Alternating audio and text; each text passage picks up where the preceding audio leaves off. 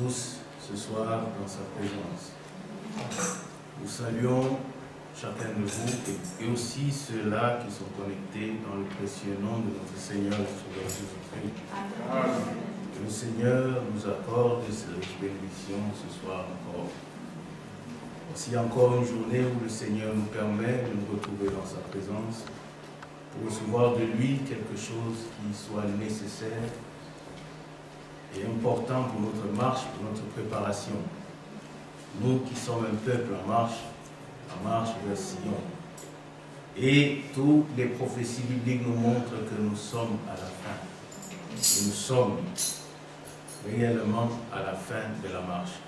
Alors, aujourd'hui encore, le Seigneur nous donne de quoi avoir la force pour marcher. De quoi avoir la force pour combattre, de quoi avoir la force pour entrer. Amen. Que son nom soit loué. Comme vous le savez, dans le pays, dans l'Allemagne, les autorités ont statué, et même au niveau local des provinces, les gouverneurs des provinces ont statué par rapport à la situation pandémique. Les règles qui avaient été prises en début novembre restent les mêmes d'ici le 20 décembre. Donc nous continuons dans la même logique, dans la même lancée. Nous faisons attention, nous respectons les consignes qui sont données par les autorités, car c'est ce que le Seigneur nous demande. Que le Seigneur nous bénisse tous. Amen. Chantons le 169 à la gloire du Seigneur. Par ce chemin solitaire.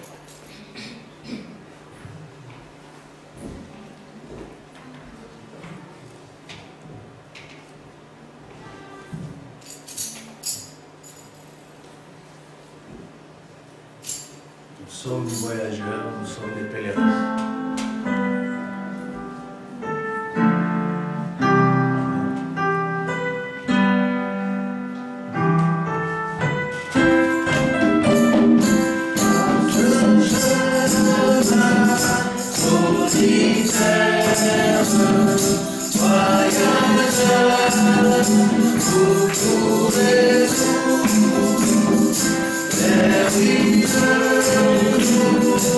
There we go.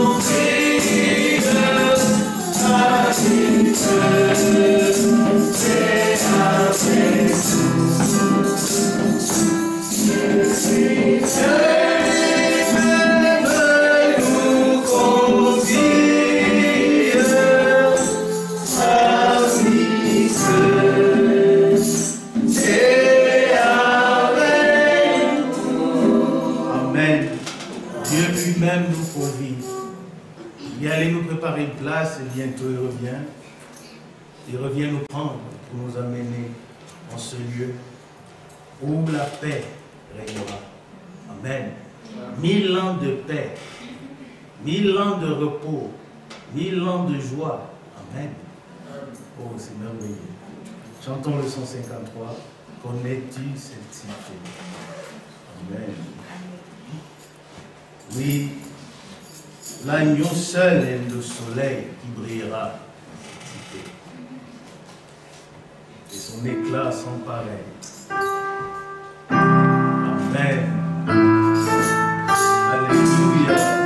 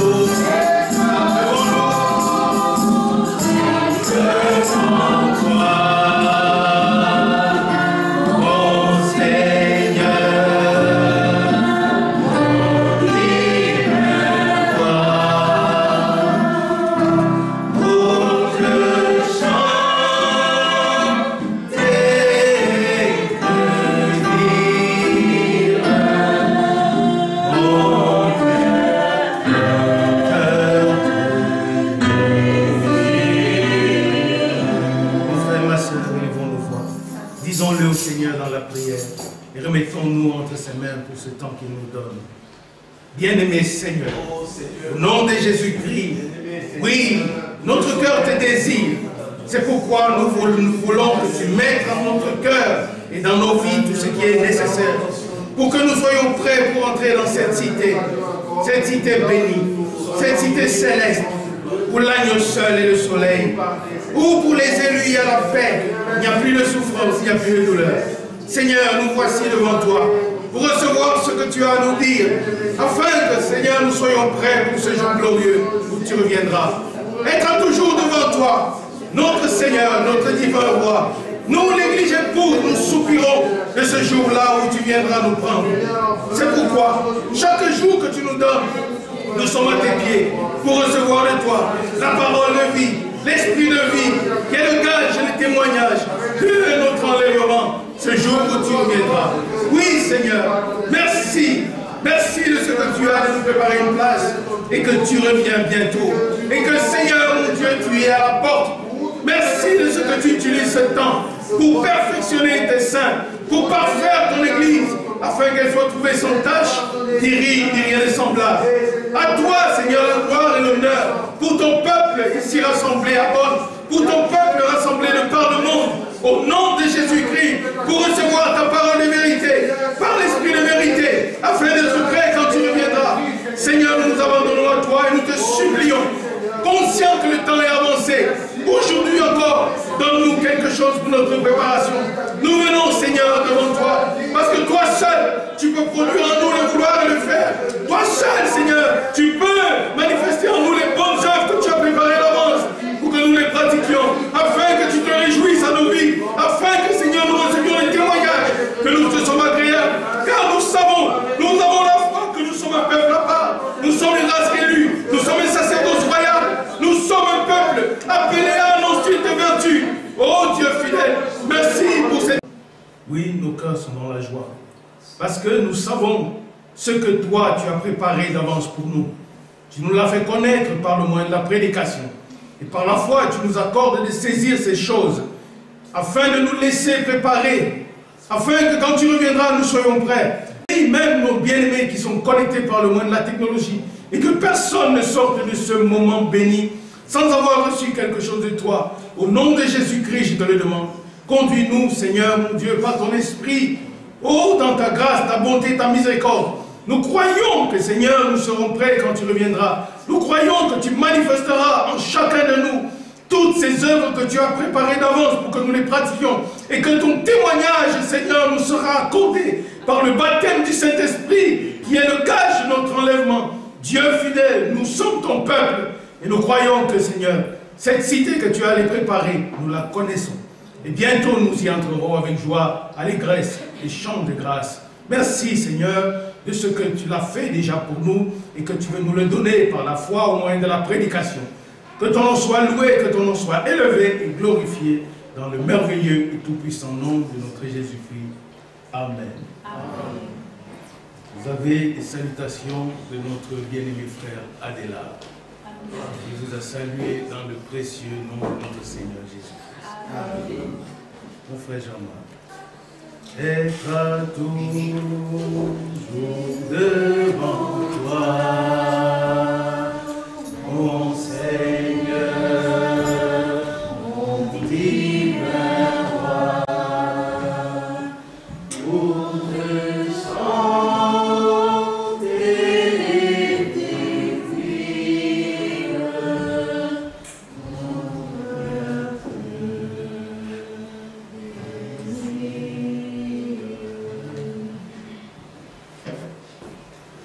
que le Seigneur vous bénisse tous. Amen. Et le Seigneur vous bénisse. Amen. Nous remercions le Seigneur qui nous fait grâce, qui nous donne l'occasion, une fois de plus, de pouvoir nous retrouver ensemble. C'est comme je l'ai toujours dit, c'est comme la Bible le dit, que quand nous nous assemblons, c'est pour devenir meilleurs. Amen. C'est pour devenir meilleurs que nous nous assemblons. Amen. Alors, ce qui nous rend meilleurs, c'est la parole de Dieu. Que Dieu bénisse tout un chacun qui a pu quitter sa maison pour être là. Nous ne venons pas ici pour nous contempler, mais, bien-aimés, nous venons ici pour le Seigneur. Amen. Les autres s'assemblent autour des cafés. Ils ont des clubs d'amitié, ainsi de suite. Mais nous, ce n'est pas le cas. Nous venons pour écouter la parole, pour notre préparation. Bien-aimés, j'ai reçu une nouvelle qui m'a fait la joie. C'est la nouvelle concernant notre sœur Bernadette. Alors, la nouvelle nous dit que la sœur Bernadette s'est réveillée du coma. Alors, nous allons continuer à prier pour elle, pour que vraiment le Seigneur puisse vraiment la rétablir totalement. Dans vos maisons, n'oubliez pas, dans vos prières personnelles, faites mention de cette sœur-là.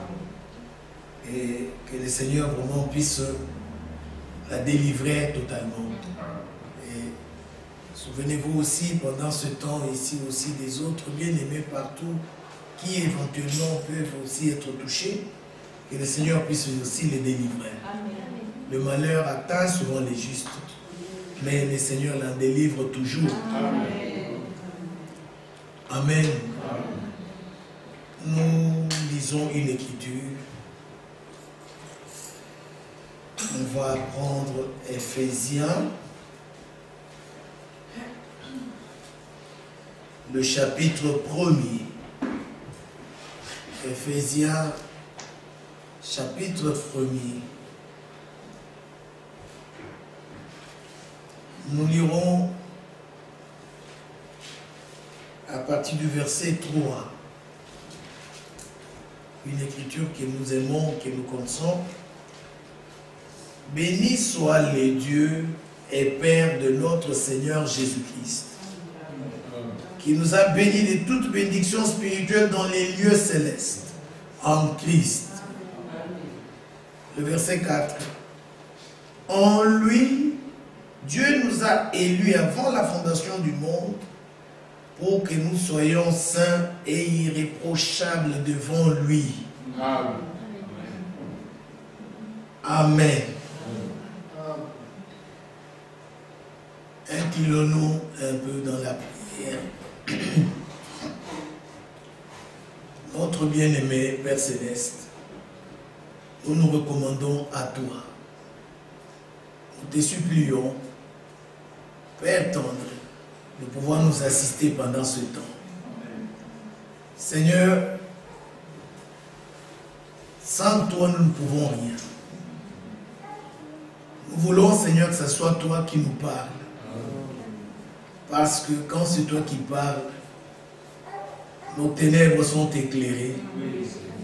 Quand c'est toi qui parles, les malades sont guéris. Tous ceux qui sont affligés sont consolés. Quand c'est toi qui parles, Seigneur,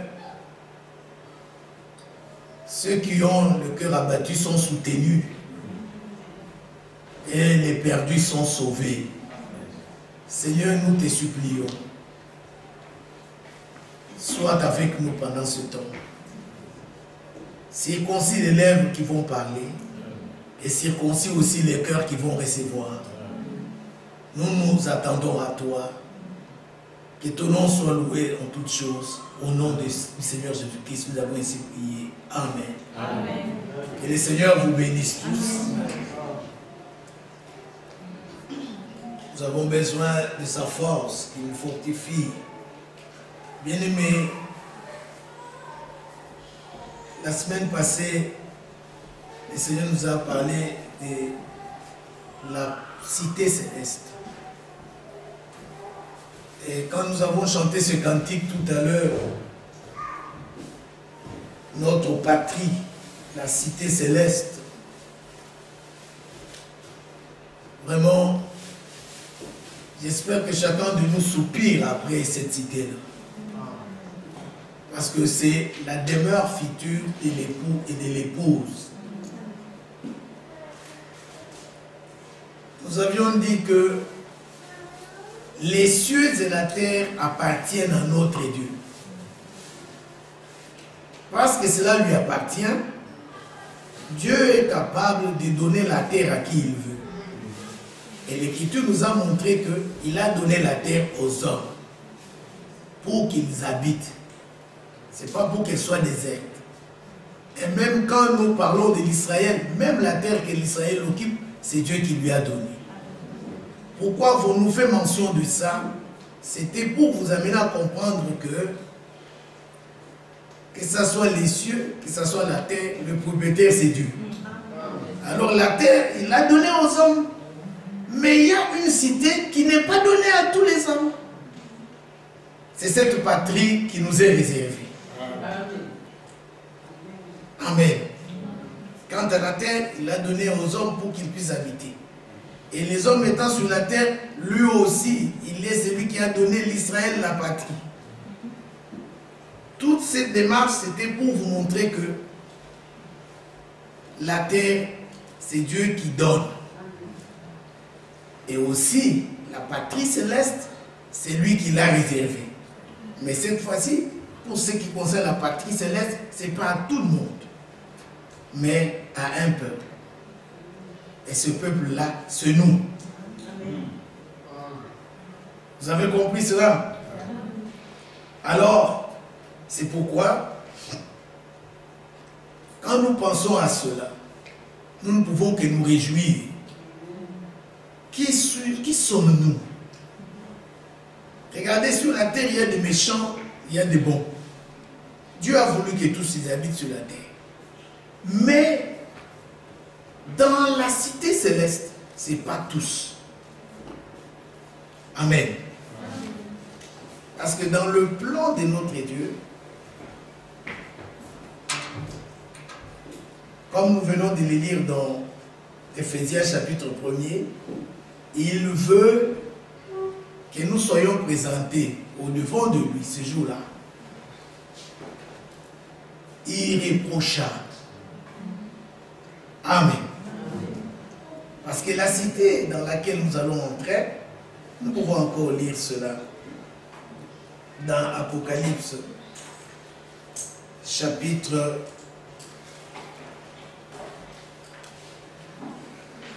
21, le verset 27. Nous avions pris cette écriture ce jour-là. Il n'entrera chez elle rien de souillé, ni personne qui se livre à l'abomination et au mensonge. Il n'entrera que ceux qui sont écrits dans le livre de vie de l'agneau. Donc, cette cité céleste, nous avions vu que chez elle n'entrera pas quelqu'un de souillé, ni celui qui se livre à l'abomination et au mensonge. Il n'entrera que ceux qui sont écrits dans le livre de vie de l'agneau. Rien d'essuyé n'entrera. Bien-aimé, le temps est arrivé où chacun de nous, voyant les prophéties bibliques qui s'accomplissent sous nos yeux, de comprendre que il n'y a plus vraiment, je ne sais pas, même des secondes à perdre. Nous devons être trouvés prêts parce que tous les signes sont là qui montrent que nous sommes arrivés à la fin. Voilà pourquoi nous insistons sur notre préparation. La cité où nous devons aller, qui a été préparée pour nous, comme nous avons dit la fois passée, une cité préparée pour un peuple préparé. Donc, il est question d'une préparation. C'est ce qui est en train d'être fait pendant ce temps. Et nous avons démontré que pour notre préparation, le Seigneur nous a envoyé un message. Et ce message, c'est pour pouvoir préparer son peuple, afin que ce peuple-là soit trouvé prêt, susceptible d'être ce jour-là présenté devant lui. Parce que dans son plan, il veut se présenter ce peuple devant lui sans tâche. Il veut se présenter ce peuple devant lui irréprochable. Amen. C'est de cela qu'il est question. Dans quel état serons-nous présentés devant lui? Vu la cité dans laquelle nous devons entrer, et vu aussi notre Dieu devant qui nous devons être présentés, il y a de quoi s'examiner soi-même. La cité elle-même, elle est tellement préparée, elle est sainte, tellement propre que rien d'essuie ne peut entrer. Et celui devant qui nous allons être présentés, la Bible nous dit, nous allons lire avec vous dans Habakkuk. Habakkuk, chapitre 1er, le verset 13. Regardez, l'Écriture dit, tes yeux sont trop purs pour voir le mal. Et tu ne peux pas regarder l'iniquité. Vous voyez cela? Donc je lis Habakkuk, chapitre 1er, 13a, c'est-à-dire la première partie. Les yeux du Seigneur sont trop purs pour voir le mal. Et il ne peut pas regarder l'iniquité. Pourquoi? Parce que c'est un Dieu saint. Il ne peut pas supporter le mal devant lui. Ses yeux sont tellement purs que Dieu ne supporte pas l'iniquité. Alors, rends-toi compte que c'est devant ce Dieu-là que nous allons être présentés.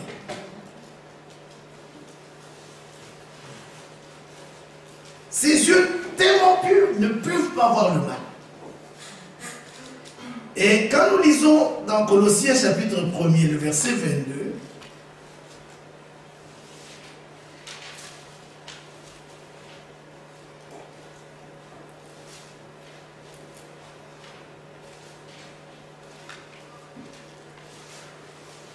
Colossiens chapitre 1, verset 22,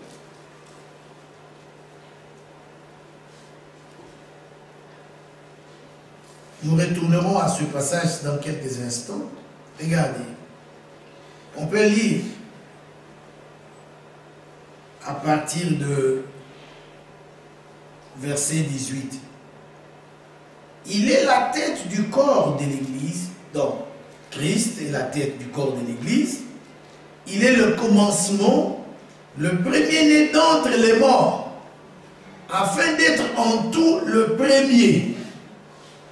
Car Dieu a voulu faire habiter toute plénitude en lui. Il a voulu par lui tout réconcilier avec lui-même, tant ce qui est sur la terre que ce qui est dans les cieux, en faisant la paix par lui, par le sang de sa croix. Et vous qui étiez autrefois étrangers et ennemis par vos pensées, et par vos mauvaises œuvres, il vous a maintenant réconcilié par sa mort dans le corps de sa chair. Et la Bible dit au verset 22, pour vous faire paraître devant lui saint. Amen. Sans défaut et sans reproche. Il n'est pas dit ici pour vous faire paraître devant les hommes. Mais il est dit pour vous faire paraître devant lui. C'est devant lui que nous devons être présentés. Ce ne sera pas devant les hommes, mais devant lui.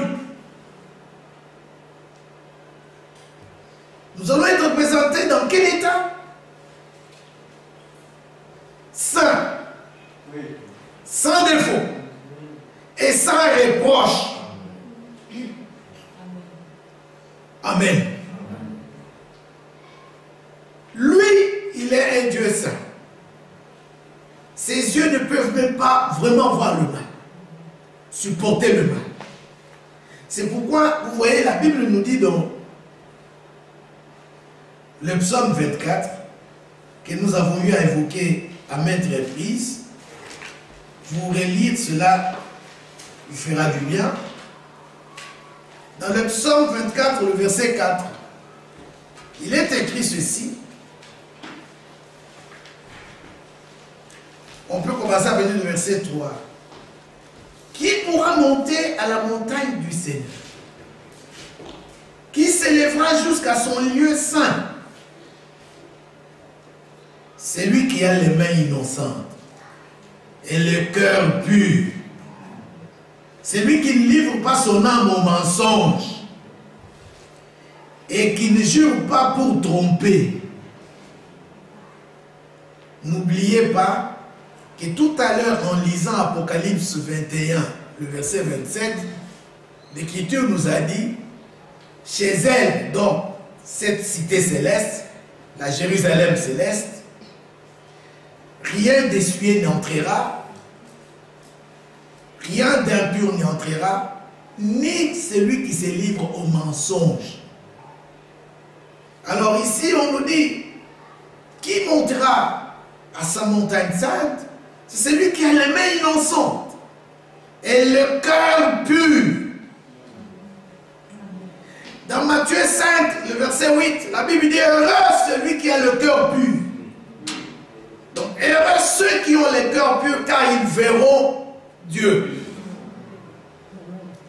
Donc, celui qui a le cœur pur, les mains innocentes, celui qui ne livre pas son âme au mensonge, c'est celui-là qui s'élèvera ce jour-là à son lieu saint. Parce que celui devant qui nous allons être présentés est un Dieu saint. Est-ce que vous comprenez? Et quand nous allons plus loin dans l'Ancien Testament,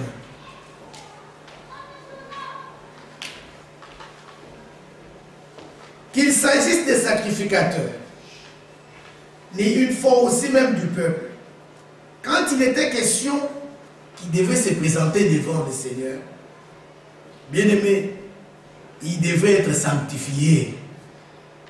Amen. Ce n'était pas dans n'importe quel état qu'ils devaient se présenter devant notre Dieu. C'est pourquoi, quand nous lisons l'Écriture dans Exode 30, allons-y là-bas, Exode 30, à partir du verset 17, nous allons lire Exode 30. Exode chapitre 30, à partir du verset 17. Nous voulons voir ce que la recommandation que Dieu avait faite à son peuple. Donc, il avait faite à Moïse pour ceux qui devaient entrer devant lui dans le sanctuaire, pour que nous comprenions dans quel état il pouvait se présenter devant lui. Ici dans Exode 30, le verset 17, Dieu recommande ceci à Moïse. Il lui dit, tu feras une cuve d'airain.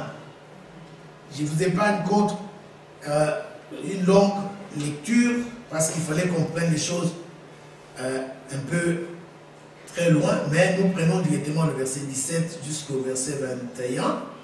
L'Écriture dit, le Seigneur parla à Moïse et dit, tu feras une cuve d'airain avec sa base d'airain pour les ablutions. Tu la placeras entre la tente d'assignation et l'autel. Et tu y mettras de l'eau, avec laquelle Aaron et ses fils se laveront les mains et les pieds lorsqu'ils entreront dans la tente d'assignation. Ils se laveront cette eau afin qu'ils ne meurent point.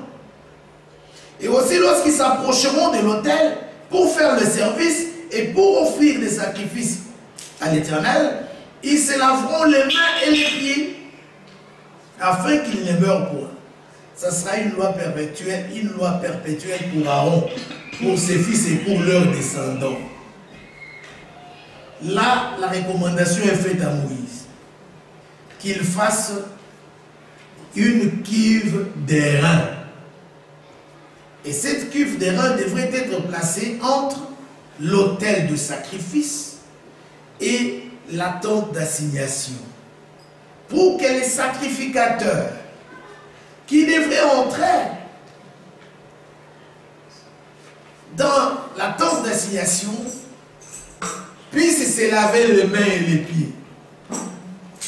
Mais n'oubliez pas qu'avant qu'ils arrivent à la cuve d'airain, ils devraient d'abord passer par l'autel du sacrifice. Après avoir sacrifié, alors maintenant ils passent par la cuve d'airain avant d'aller en présence du Seigneur. Et la cuve d'airain, il y avait de l'eau, c'était pour se laver. Et une chose, regardez, au chapitre 38, toujours d'Exode, le verset 8, Exode 38, le verset 8, comment est-ce qu'a été fait cette cuve d'airain? Dieu avait donné à Moïse de faire cette cuve d'airain. Comment? Il fit la cuve d'airain avec sa base d'airain, en employant les miroirs. Amen. Les miroirs des femmes qui s'assemblaient à l'entrée de la tente d'assignation. C'est-à-dire que cette cuve a été faite avec les miroirs des femmes qui s'assemblaient à l'entrée de la tente d'assignation. Laissez-moi vous faire remarquer quelque chose. Ces miroirs ici, ce ne sont pas des miroirs en vitre que nous voyons. Mais c'est une forme de miroir d'airain. Je ne sais pas si vous avez déjà remarqué ici. Moi, je suis déjà entré dans des locaux comme ça, où quand tu entres dans les douches, les miroirs, ce ne sont pas des vitres. C'est comme un métal. Et quand tu regardes, tu vois comme si tu étais devant le miroir en vitre. Une fois, j'ai vu cela dans un camp, un ex-camp militaire, où nous avions été une fois placés. Et quand je suis entré, je regarde, ces miroirs-là ne sont pas des vitres. Alors, eux, pendant ce temps-là, ils ne fabriquaient pas de vitres pour faire des miroirs. Mais c'était des miroirs d'airain, où on peut se mirer. Et c'est avec ces miroirs que la cuve d'airain va être faite. Vous voyez cela? Ce qui fait que, quand ils vont se laver les mains, ils vont se laver les pieds, alors ils peuvent encore voir leur état. Amen. Là où il y a des taches ou quoi, ils peuvent encore voir ça. Et après s'être lavés, alors ils pouvaient maintenant aller dans le sanctuaire.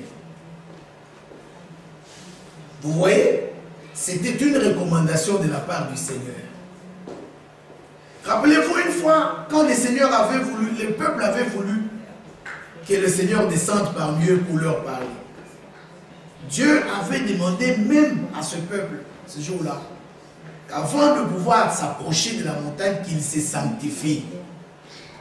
Et il demandait encore aux sacrificateurs qui devraient s'approcher de se sanctifier. Pourquoi nous faisons mention de ça? C'est pour vous montrer qu'il s'agisse dans l'Ancien Testament. Quand il était question qu'on s'approche de Dieu, qu'on se présente devant lui, même dans le sanctuaire, il fallait que ceux qui devraient se présenter devant lui soient sanctifiés. Amen. Parce que il est un Dieu saint. Il devait être lavé. Amen. Les sacrificateurs qui amènent le sacrifice, ils sacrifient. D'abord, sur l'autel de sacrifice, le sacrifice pour le peuple, et puis après, ils se lavent, et après, ils entrent dans le sanctuaire. Alors, maintenant, nous aussi, dans le plan de notre Dieu, parce que ce jour-là, nous devons être présentés devant lui. Parce que ce jour-là, nous entrerons dans une ville, une cité qui a été préparée pour nous, et laquelle est une cité céleste, dans laquelle rien d'essuyer ne peut entrer. Alors nous aussi, nous devons être sanctifiés. Amen. Pour nous présenter devant lui. Mais déjà dans son plan, il avait déjà prévu que son peuple qui devait être présenté devant lui soit irréprochable. Cela, c'est l'état final de son église. L'église épouse celle qui doit être présentée ce jour-là devant lui. Mais bien aimé, voilà pourquoi. Pour que cette église arrive à cette dimension-là, où elle doit être présentée sans défaut, sans tâche. Comme l'Écriture nous dit, on peut aller avec vous dans Éphésiens chapitre 5. Éphésiens chapitre 5. Le verset 27. L'Écriture dit, on peut commencer pour que vous compreniez le sens. À partir du verset 25. Marie, que chacun aime sa femme, comme Christ a aimé l'Église et s'est livré lui-même pour elle, afin de la sanctifier en la purifiant et en la lavant par l'eau de la parole, pour faire paraître devant lui cette Église glorieuse, sans tache, ni ride, ni rien de semblable, mais sainte et irréprochable. Ça, c'est l'état final, l'état dans lequel son Église, dont lui est la tête, doit être présentée ce jour-là devant lui. Et je venais tout à l'heure de vous dire que ce ne sera pas devant les hommes, mais devant lui. Donc, dans son plan, il a voulu que cette église soit présentée de cette façon-là. C'est-à-dire sans tache, ni ride, ni rien de semblable. Et cela ne peut être possible que par la parole de Dieu. Amen. Je voudrais vous parler d'une manière vraiment simple pour que vous compreniez de quoi il est question. Donc, cela ne peut être possible que par la parole de Dieu. Et vous savez, ce que Dieu veut, c'est notre sanctification. Mais nous savons tous que quand Dieu veut quelque chose, comme selon qu'il est écrit, ce que Dieu veut, il le fait. Alors, comme il veut notre sanctification, c'est lui-même qui s'occupe de notre sanctification. Parce que c'est ce qu'il veut. Et comme ce qu'il veut, c'est ce qu'il fait, alors lui-même s'occupe de ça. Vous voyez cela? C'est pourquoi, en prenant 1 Thessaloniciens 5, 23, l'Écriture nous dit, dans 1 Thessaloniciens, chapitre 5, le verset 23, l'Écriture dit que le Dieu de paix vous sanctifie lui-même tout entier et que tout votre être, l'esprit, l'âme et le corps soient conservés irréprochables. Il y a quelque chose là sur laquelle j'attire votre attention. Écoutez bien. Que le Dieu de paix vous sanctifie lui-même. Donc là, ce n'est pas un travail d'un homme. La Bible précise bien lui-même qu'il vous sanctifie tout entier. Et que tout votre être, l'esprit, l'âme et le corps, ça, c'est le constituant de l'homme. L'homme est tripartite. Il a le corps, il a l'âme, il a l'esprit. Alors, il dit qu'il vous sanctifie lui-même tout entier. Et que tout votre être, l'esprit, l'âme et le corps. Maintenant, on ajoute, soit conservé. C'est-à-dire, ce n'est pas pour un jour qu'on est sanctifié, mais on doit être sanctifié et conservé. Amen. C'est-à-dire, on est sanctifié, mais conservé, irréprochable. C'est-à-dire, quand ce travail se fait, c'est pour... C'est-à-dire, il faut que tu sois conservé comme ça. C'est comme quelque chose que l'on met dans un congélateur pour conserver. Que ça ne puisse pas périmer, que ça ne puisse pas se détruire, que ça soit dans cet état-là. C'est-à-dire, il s'occupe lui-même de notre sanctification et il nous conserve. C'est-à-dire, on doit rester dans cet état-là, conservé. Jusqu'au quand la Bible dit irréprochable lors de l'avènement de notre Seigneur Jésus. Or, l'avènement de notre Seigneur Jésus signifie quoi? C'est le retour de notre Seigneur Jésus-Christ. Nous avons commencé d'abord à parler de la vie, de cette patrie. Ça, c'est une chose. Mais une autre, c'est que comment y arriver? Nous irons là comment? Par avion, par bateau ou par voiture? Des questions qui peuvent sembler être banales, mais qui sont des questions. On ira comment? Comment est-ce qu'on va entrer là-bas? J'espère que tout un chacun de nous le sait. Il va nous prendre. Amen. Il vient nous enlever.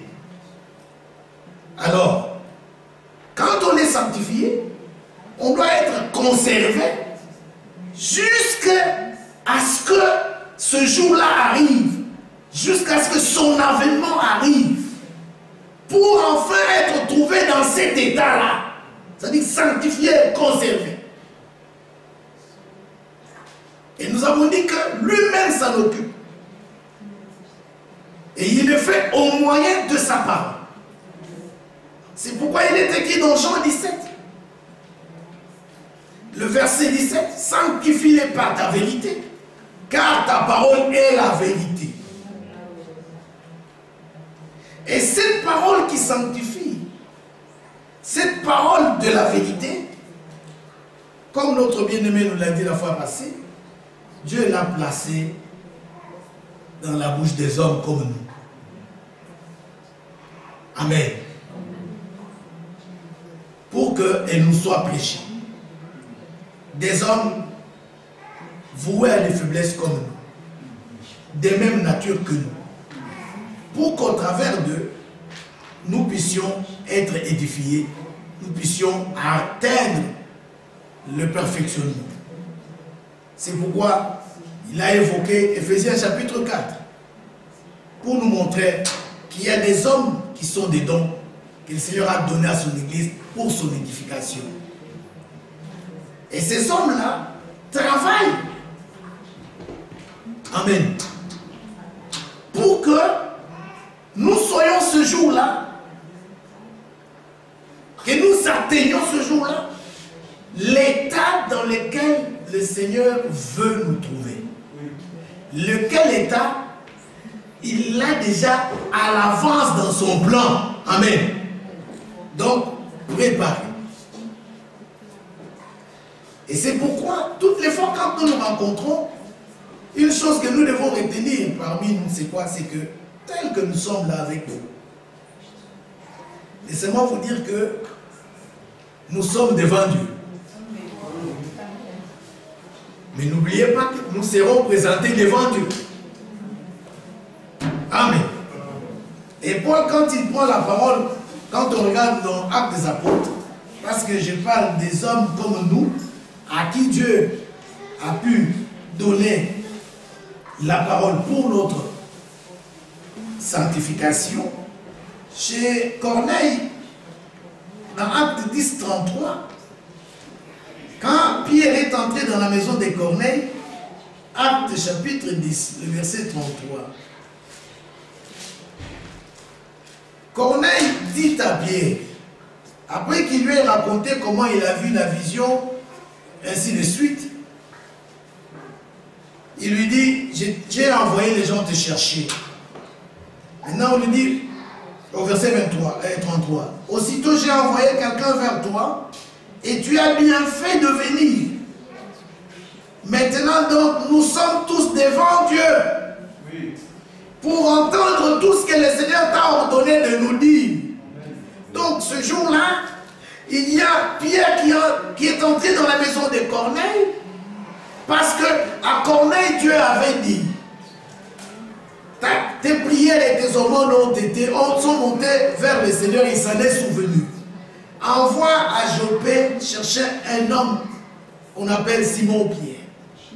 Qu'il vienne chez toi, il te dira des choses par lesquelles tu dois être sauvé. Alléluia. Et alors, maintenant, quand il a fait venir Pierre, Pierre entre dans sa maison. Corneille dit à Pierre, maintenant nous sommes tous devant Dieu pour entendre ce que le Seigneur t'a ordonné de nous dire.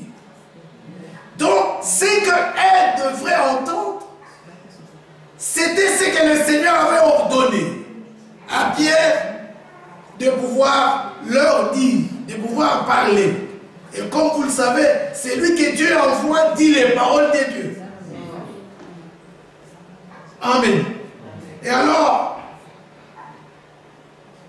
Corneille dit, nous sommes tous devant Dieu. Donc c'est que toute l'assistance qui était là, les voisins qu'il avait appelés, n'étaient pas devant Pierre, n'étaient pas devant des hommes, mais ces gens, et quelle révélation.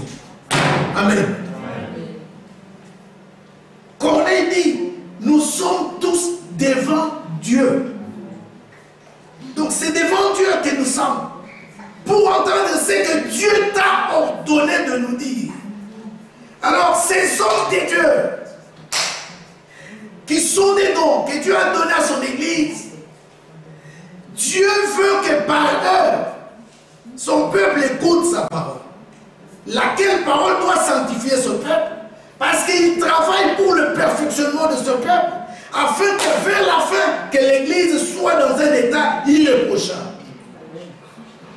Alors ces hommes-là, toutes les fois, comme le bien-aimé nous a dit ici, quand ils s'étaient devant nous, bien-aimé, c'est de la part de Dieu qui nous parle. Et nous nous considérons comme n'étant pas devant eux, mais nous sommes tous devant Dieu.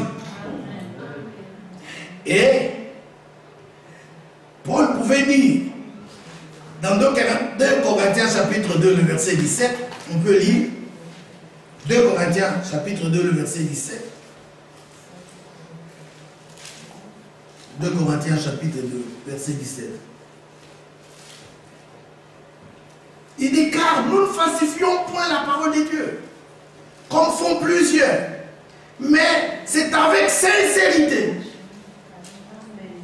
Mais c'est de la part de Dieu que nous parlons en Christ devant Dieu.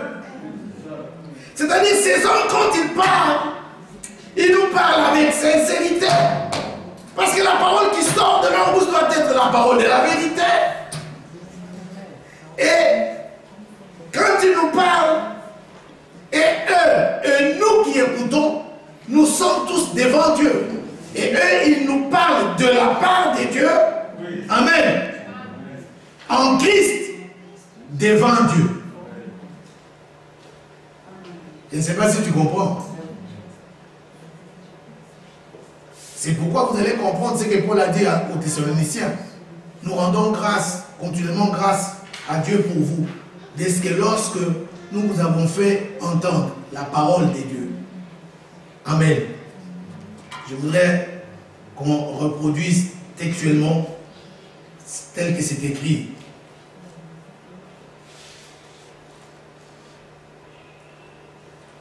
Thessaloniciens 2,13. Il dit, c'est pourquoi nous rendons continuellement grâce à Dieu dès qu'en recevant la parole de Dieu que nous vous avons fait entendre. C'est-à-dire qu'ils nous ont fait entendre la parole de Dieu, pas leur parole, pas la parole des hommes, mais la parole de Dieu. Il dit que nous vous avons fait entendre, vous l'avez reçue, non comme la parole des hommes, mais ainsi qu'elle est véritablement comme la parole de Dieu qui agit en vous qui croyez. Amen, amen. Donc, maintenant, ceux qui entendent, et même ceux qui parlent, tous sont devant Dieu. Et ceux qui entendent, quand ils se considèrent qu'ils sont devant Dieu, et que ceux qui parlent, ils parlent de la part de Dieu, c'est alors qu'ils doivent arriver à comprendre qu'en recevant leur parole, amen, ils n'ont pas reçu la parole des hommes, mais la parole de Dieu qui les a établis, qui les a envoyés. Et si c'est de cette façon qu'on reçoit cette parole-là, alors elle agit dans le cœur qui croit. Mais si elle est prise comme la parole de ceux qui se tiennent devant pour parler, cette parole-là n'aura pas d'impact. Il faut qu'elle soit prise comme la parole de Dieu. Il faut que, quand on se trouve là, écoutant la parole, qu'on se rende compte que nous sommes tous devant Dieu. Et ceux qui nous parlent devant Dieu. Amen. Vous voyez cela, mes bien-aimés. Mais Paul va plus loin. Il dit dans Corinthiens 13, 3, il dit ceci, nous allons lire 2 Corinthiens.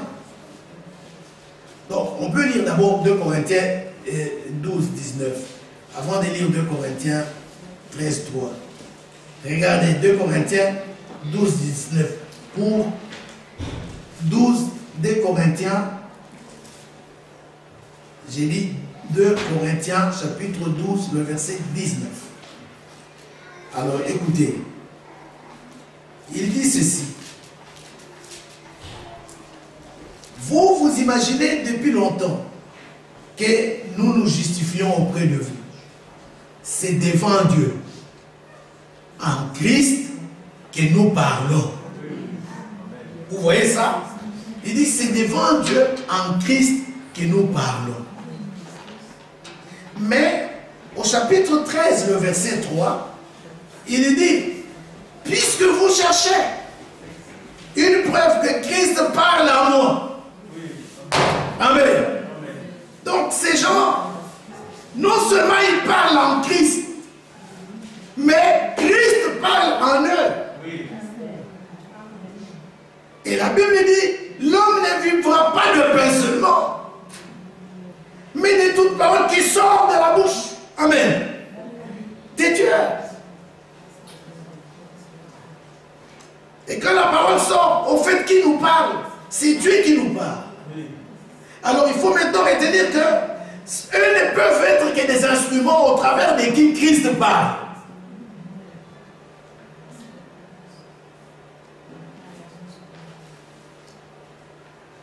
Et quand on considère les choses de cette façon-là, alors seulement la parole trouve de la place dans le cœur qui croit, et on voit l'impact de cette parole-là. La finalité, c'est quoi? C'est que vers la fin, parce que plus on la reçoit, parce que c'est par elle que nous sommes sanctifiés, oui. Alors vers la fin, l'Église doit être présentée devant lui, sans tache, ni ride. Parce que dans la cité qui est la demeure future de l'époux et de l'épouse, cette cité-là, rien d'essuyé ne va entrer. Amen. Je ne sais pas si tu comprends ça. Rien d'essuyé n'entrera là-bas. Alors, quand ces hommes nous parlent, nous devons considérer que c'est le Seigneur qui est en train de parler au travers d'eux. Et il est écrit que l'évangile est annoncé par le Saint-Esprit. Amen. Les seigneurs qui nous parlent au travers d'eux, la Bible le dit déjà dans 2 Corinthiens 3, 17, les seigneurs, car les seigneurs c'est l'Esprit.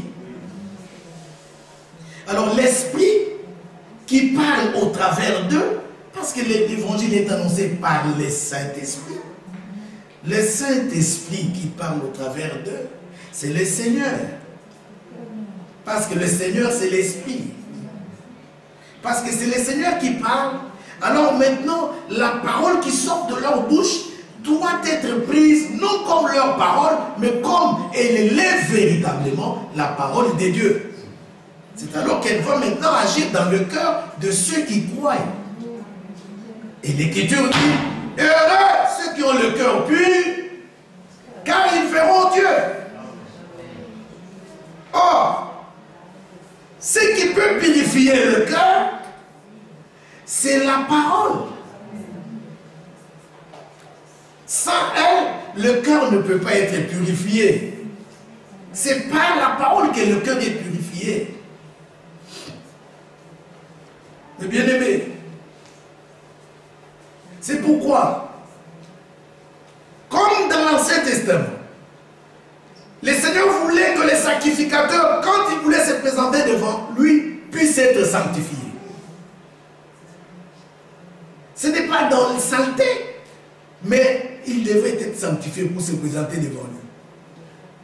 Or, la Bible nous dit dans Hébreux chapitre 8, je crois, le verset 5, ces gens-là rendaient un culte ombre des choses à venir. Vous voyez la chose? Le culte qu'ils rendaient, c'était l'ombre des choses à venir. Nous avons un souverain sacrificateur qui est entré dans un tabernacle qui n'a pas été fait par les mains d'hommes. Et la Bible dit, Hébreux chapitre 9, verset 11, c'est le verset 24, la Bible nous dit que Christ est entré au ciel même. Est-ce que vous comprenez? Il est entré au ciel même. Et quand nous lisons Hébreux chapitre 6, on peut lire Hébreux chapitre 6.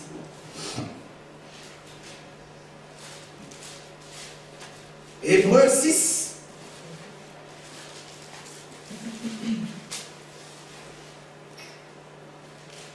L'Écriture nous dit au verset 20, là où Jésus est entré, amen. C'est où? Au-delà du voile. La Bible dit, cette espérance, nous la possédons comme une encre de larmes sûre et solide. Elle pénètre au-delà du voile. Ou là où Jésus-Christ, là où Jésus plutôt est entré pour nous, comme précurseur. Il est entré où? Je venais tout à l'heure de le dire, au chapitre 9, le verset 24, la Bible dit, car Christ n'est pas entré dans un sanctuaire fait de main d'homme, en imitation du véritable, mais il est entré dans le ciel même. Amen. Vous comprenez cela? Afin de comparaître maintenant pour nous, devant la face de Dieu. Et dans le chapitre 6 d'Hébreux que nous venons de lire, la Bible dit là où Christ est entré pour nous comme précurseur.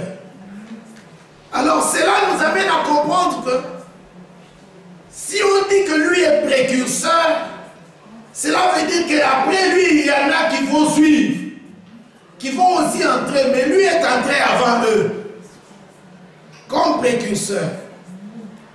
Et vous savez, souvent nous vous le disons, pour que le Seigneur vienne sur la terre la première fois, afin de racheter son peuple, quand il est venu, lui, la parole du commencement, qui était avec Dieu et qui est Dieu, quand cette parole du commencement était faite chair, il fallait qu'elle vienne pour habiter parmi les hommes, pleine de grâce. Elle était la grâce. laquelle grâce nous a été faite depuis les temps éternels. Et nous avions lu dans Pierre dernièrement que cette grâce nous était réservée. Et quand il fallait que cette grâce vienne sur la terre, parce que c'est par elle que nous sommes sauvés. C'est là qu'il est écrit, la grâce de Dieu est la source de salut pour tous. Alors quand il fallait qu'il vienne dans la chair, il y a eu d'abord un précurseur qui est venu d'abord avant pour pouvoir préparer sa venue. C'est comme ça aussi que lorsqu'il sera question de sa seconde venue, il doit y avoir encore un précurseur qui doit préparer aussi cette venue-là. Et comme nous le savons tous, ce précurseur qui prépare sa seconde venue, c'est le message que nous avons reçu avec vous dans ce temps de la fin. Mais il y a un mouvement contraire. Parce que nous sommes appelés à aller dans cette cité céleste. Nous aussi, avant d'y entrer, nous avons aussi un précurseur qui lui est entré avant nous. Afin que nous comprenions que nous aussi, nous sommes appelés à y entrer comme lui est entré. Il est pour nous notre précurseur. Et je disais tout à l'heure que dans l'ancienne sacrificature, il célébrait un culte qui était l'ombre des choses à venir. Les sacrificateurs, quand ils entrent en présence de Dieu, ils devraient se sanctifier, se laver. Alors, Christ est venu comme souverain sacrificateur de bienvenue. Il est entré pour nous là-bas. Quand il nous a rachetés, la Bible dit qu'il a racheté des hommes de tout peuple, de toute langue, et il a fait d'eux des sacrificateurs pour notre Dieu. Alors nous aussi, nous allons entrer là où est entré Christ comme précurseur pour être présenté devant Dieu. Mais dans quel état? Irréprochable. Amen. Sans tache, ni ride. Parce que là où nous allons entrer, rien d'essuyé ne pourra entrer. C'est seulement ceux qui seront sanctifiés. Mais la précision est apportée dans l'Apocalypse. Ceux dont les noms sont inscrits dans le livre de vie de l'agneau. Alors, cela encore nous amène plus loin à comprendre qu'il y a des gens dont les noms sont déjà inscrits dans les livres de vie de l'agneau. Qui sont-ils? Ce sont des élus. Amen. Et ces élus-là, relisons encore Ephésiens, chapitre 1. Ephésiens, chapitre 1er. L'Écriture nous dit au verset 3, « Béni soit le Dieu et Père de notre Seigneur Jésus-Christ, qui nous a bénis de toute bénédiction spirituelle dans les lieux célestes en Christ. » Et la Bible continue. « En lui, Dieu nous a élus. » Donc, il est question des élus. Et la Bible dit, ils sont élus comme avant la fondation du monde. C'est-à-dire, c'est lui qui les a élus ou qui nous a élus. Il nous a élus avant la fondation du monde. Et il a inscrit nos noms dans le livre de vie de l'agneau. Avant la fondation du monde. C'est-à-dire que nous sommes connus de lui de toute éternité. Et c'est pourquoi la Bible dit ceux que Dieu a connus d'avance. C'est-à-dire d'avance nous sommes connus de lui, élus par lui, et les noms inscrits dans le livre de vie de l'agneau. Alors, l'Écriture nous dit, avant la fondation du monde, élu avant la fondation du monde, pour que, amen, ça c'est la finalité, le but pour lequel il nous a élus. Élu pour que nous soyons saints et irréprochables devant lui. Est-ce que tu comprends pourquoi tu as été élu? Regarde, c'est à quoi tu es destiné. Il t'a élu avant la fondation du monde pour que toi tu sois saint. Pour que tu puisses être irréprochable devant lui. Alors ceci nous amène à comprendre que ce jour-là ne pourront arriver au but que ceux qu'il a élus. Parce que eux, il les a élus pour qu'ils soient présentés devant lui sans tâche. C'est-à-dire irréprochable. Et c'est pourquoi nous disons, comme Paul, il dit, j'ai été établi pour la foi des élus. Bien-aimés. Donc, quel plaisir de savoir que c'est aux élus qu'on a affaire. Alléluia. C'est pour la foi des élus que Dieu a établi ces hommes. Parce que ce sont ces élus que Dieu veut que ce jour-là, ils soient présentés devant lui, irréprochables. Une patrie leur avait été préparée.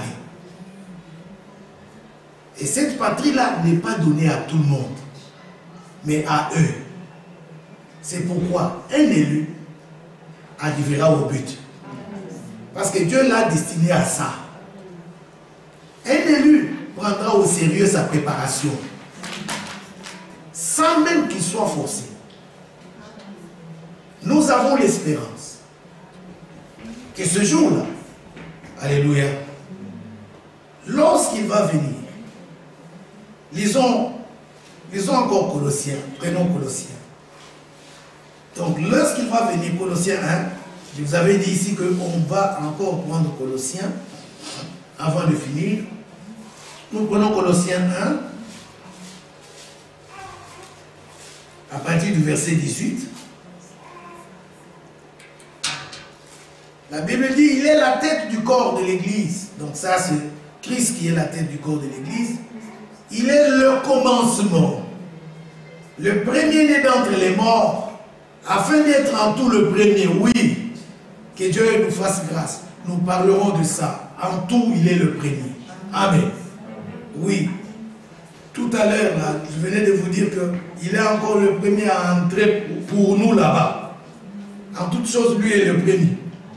Alors la Bible dit, car Dieu a voulu faire habiter toute plénitude en lui. Il a voulu par lui tout réconcilier avec lui. C'est ça qui a été fait à la croix. Amen. Tout réconcilier avec lui-même, tant ce qui est sur la terre que ce qui est dans les cieux, en faisant la paix par lui, par le sang de sa croix. Et vous, qui étiez autrefois étrangers, et ennemis par vos pensées et par vos mauvaises œuvres. Amen. Nos œuvres étaient mauvaises. Et la semaine passée, nous avons vu ici que nous sommes son ouvrage, ayant été créés en Jésus-Christ pour les bonnes œuvres que Dieu a préparées d'avance.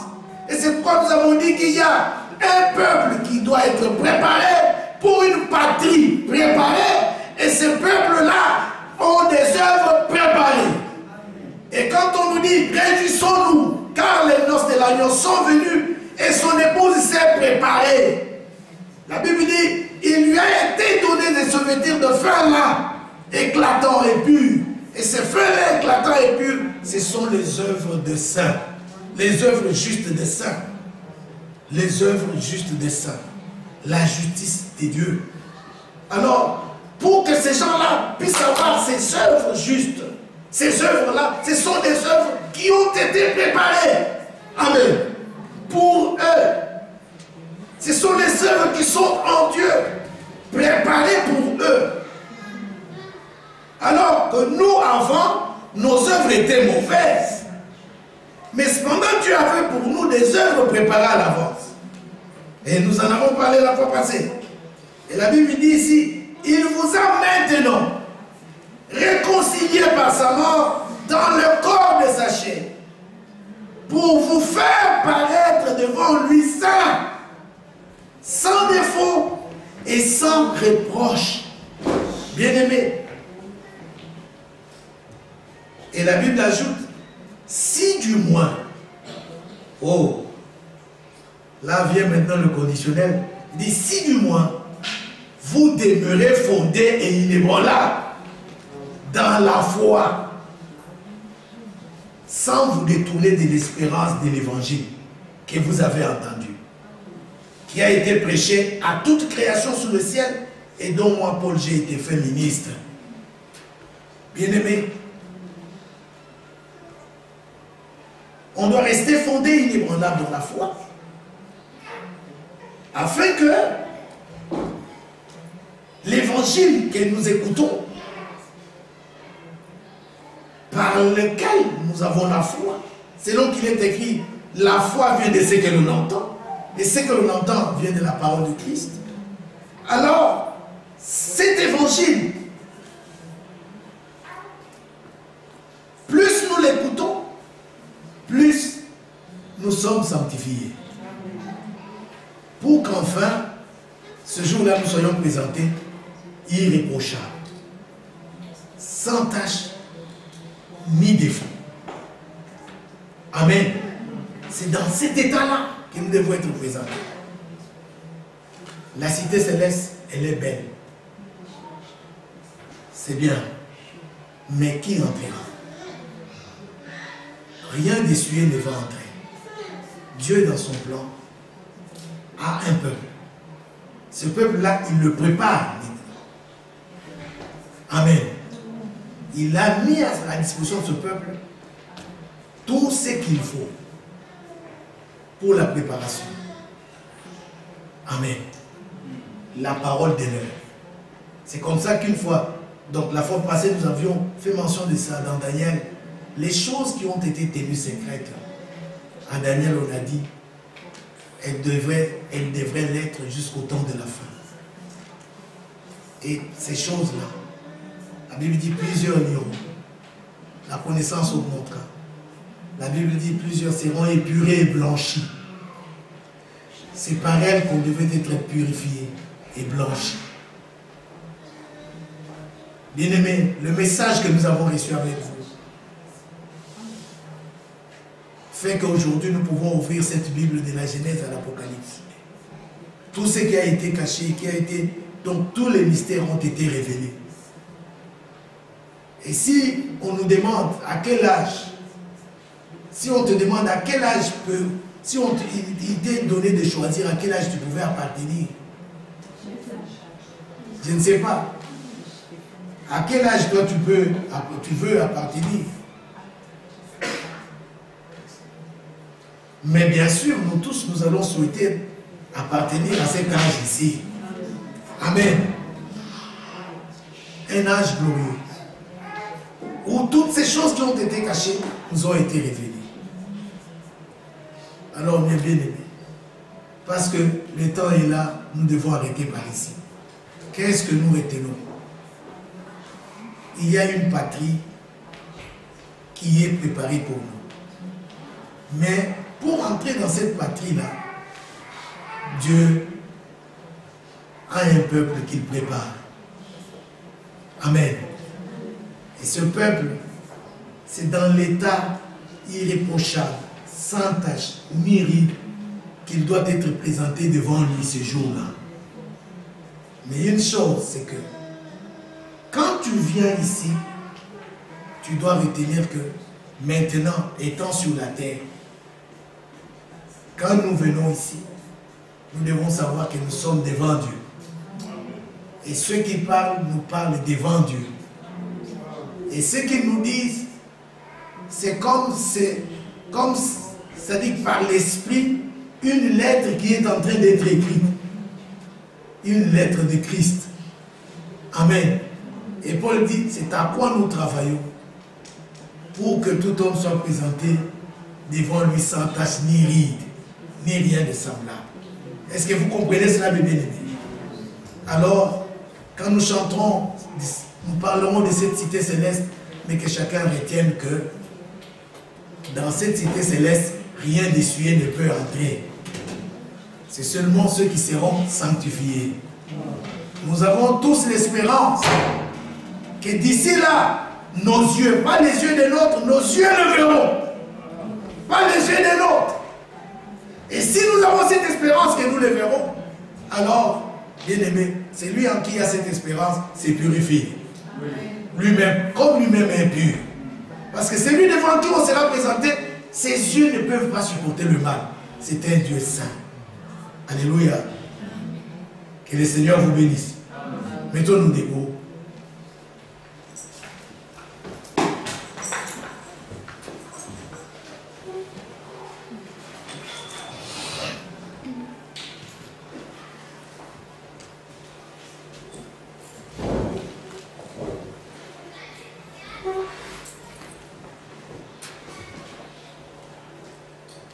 Mon bien-aimé, tu as compris.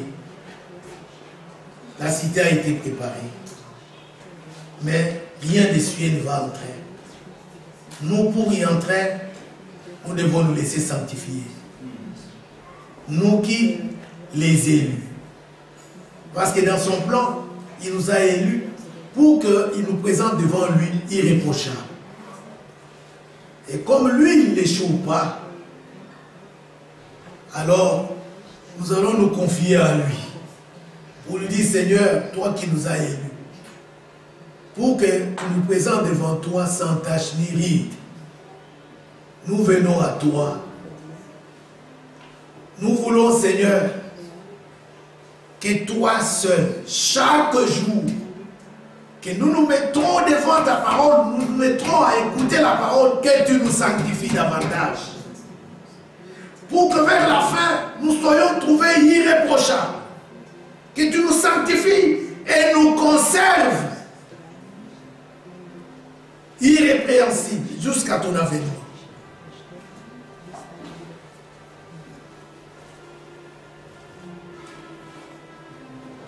Je veux que nous chantions au grand mon âme.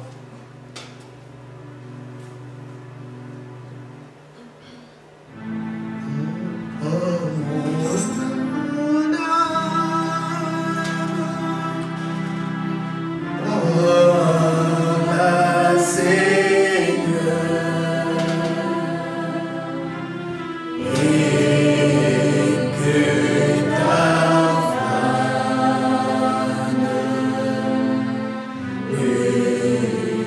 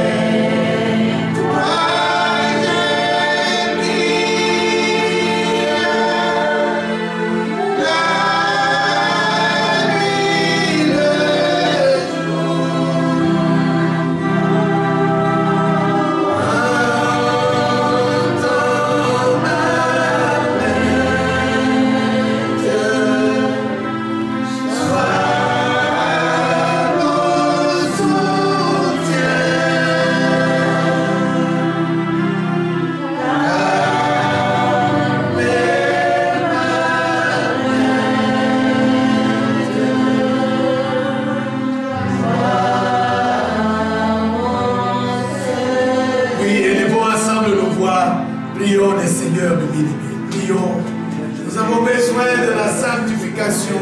Laissez sanctifier. Prions le Seigneur.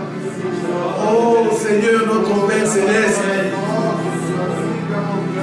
Nous venons auprès de toi, notre Père. Dieu de tout amour, de toute grâce. Nous avons compris que ceux que tu as élus, Seigneur, tu as inscrit leur nom dans les livres de vie de l'agneau. Cette section du livre de vie sur laquelle on trouve que le nom des élus. Et nous savons que l'accord et nos sont écrits. Et ce nom ne peut pas être encore effacé. Parce que les élus, Seigneur, ne vont pas échouer. Toi qui les as destinés au Seigneur à ce que ce jour-là, ils soient présentés devant toi, irréprochables, sans reproche, sans tâche, ni rire. Alors, Seigneur, nous te demandons de pouvoir entrer en scène. Entre en scène, Seigneur. Que par la parole, Seigneur, tu puisses davantage nous sanctifier et nous conserver irrépréhensibles. Parce que dans la patrie que tu nous as réservée, Seigneur, la patrie que tu nous as préparée, oh Dieu, cette patrie-là, rien, Seigneur, de nous monter les cieux n'est pas entré. C'est cela la demeure future de l'époux et de l'époux. Voilà pourquoi nous voulons, Seigneur, que ta grâce nous soit faite. Voilà pourquoi nous voulons, oh Dieu, que, Seigneur, nous puissions mettre à profit le temps de notre préparation, nous laisser sanctifier par ta parole et mettre ta parole par-dessus toute autre chose. Parce que c'est par elle, Seigneur, que nous devons être sanctifiés. Et toutes les fois qu'elle nous sera prêchée, que nous ne la prenions pas comme la parole de ceux qui crachent, la parole des hommes, mais comme elle est véritablement la parole qui vient de toi. C'est bien donc que, Seigneur, elle puisse nous sanctifier, oh Dieu. Nous voulions demeurer fermés, inébranlables de la foi. Oh Seigneur, que nous ne puissions pas déchoir à notre fermeté. Oh Dieu de notre salut, écoute notre prière. Seigneur, il passait par l'autel et après il passait par la cuve des reins. Nous avons mangé un autel que personne ne pouvait pas manger. Oh Seigneur, nous sommes passés par la croix et nous avons, afin de pouvoir présenter devant toi, nous voulons être lavés. De même que aussi, devrait laver, Seigneur, la cuve des reins. Nous voulons aussi, Seigneur, tu nous sanctifies.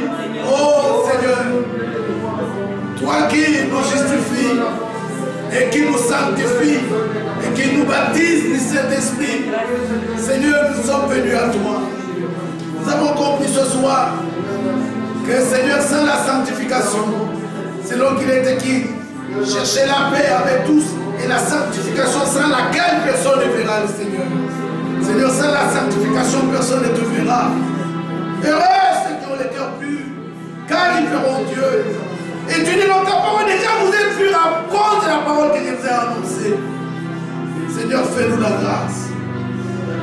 Purifie, Seigneur, ton peuple à chaque jour qui passe et conserve ce peuple irrépréhensible jusqu'à l'avènement du Seigneur. Merci, ô Dieu. Que ton nom soit loué, tendre Père. Que ton nom soit glorifié, Dieu des miracles. Bien-aimés, nous voulons encore prier le Seigneur. Cette fois-ci, nous allons recommander encore, comme je vous l'ai dit au début, notre sœur qui était malade, qui était dans le coma, qui s'est réveillée, la sœur Bernadette. Et nous allons demander à ce que le Seigneur puisse vraiment la faire sortir encore des soins intensifs et que vraiment elle rétablisse encore sa santé. Nous allons lui dire, Seigneur, quand tu commences, tu achèves. Achève la guérison de cette sœur. Prions le Seigneur. Seigneur, notre Père Céleste, nous venons encore une fois de plus auprès de toi pour recommander notre sœur Bernadette à ta grâce. Seigneur, quand tu commences, tu achèves. Seigneur, achève la guérison. de la sœur. Merci de l'avoir réveillée du coma. Et nous voulons, Seigneur, que tu puisses vraiment extirper toutes les maladies qui peuvent décéder son corps. Qu'elle soit totalement délivrée, Seigneur. Que toi, Seigneur, tu nous fasses grâce. Et t'amènes de puissance, puisque tu nous dois de monter. Et à l'œuvre. Mais la gloire, Seigneur, soit manifeste. Oh Dieu, nous voulons, Seigneur, que tu établisses totalement la sœur. Établis, Seigneur, la sœur Marie-Hélène. Fais-lui la grâce, Père. Fais-lui grâce, Père Céleste. Et guéris-la totalement, Seigneur. Pour apprendre qu'elle est sortie des soins intensifs. Et que, Seigneur, elle est vraiment restaurée, guérie, sa santé est établie. Oh, il est écrit bien aimé que j'aime dans la vérité.